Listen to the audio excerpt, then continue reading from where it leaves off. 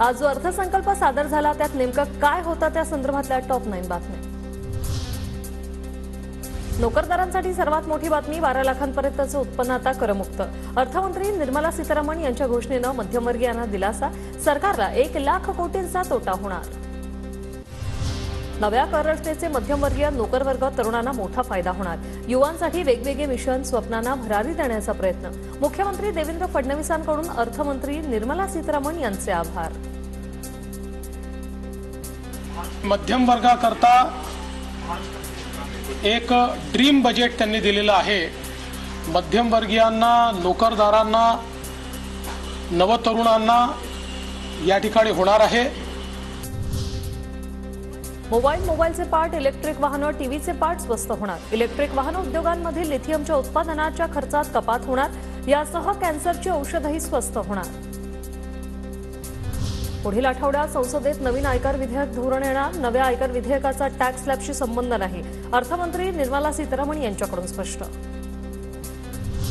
किसान credit कार्डवरील कर्ज मर्यादा 5 लाखांपर्यंत। लघु उद्योगांसाठी विशेष क्रेडिट कार्ड, तर बिहारमध्ये मखाना बोर्डची स्थापना करणार। लहान शेतकरी आणि व्यापाऱ्यांना याचा फायदा होणार।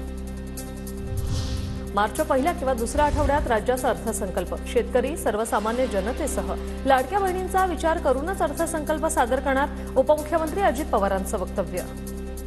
तुमच्या राज्याचं बजेट मी मार्चच्या पहिल्या आठवड्यात किंवा दुसऱ्या आठवड्यामध्ये सादर करणार आहे। त्यावेळेस साधारण माझा शेतकरी आणि सर्वसामान्य जनता डोळ्यासमोर ठेवूनच तो अर्थसंकल्प सादर करण्याचा माझा स्वतःचा प्रयत्न राहणार आहे।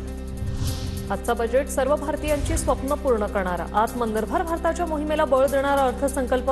आजच्या बजेटमुळे बचत होईल, उत्पन्न वाढेल। पंतप्रधान मोदींची अर्थसंकल्पावर प्रतिक्रिया।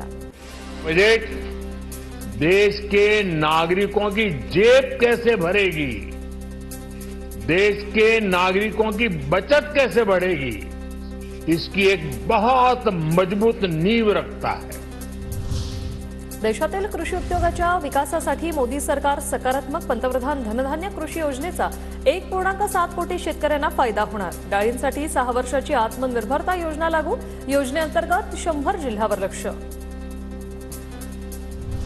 कापूस उत्पादकता वाढवण्यावर सरकारचा भर। कापूस उत्पादनासाठी 5 वर्षाचा प्लॅन। पारंपरिक सुती उद्योगाला प्रोत्साहन देणार। लघु उद्योगांद्वारे 7.5 कोटी रोजगार उपलब्ध करून देणार।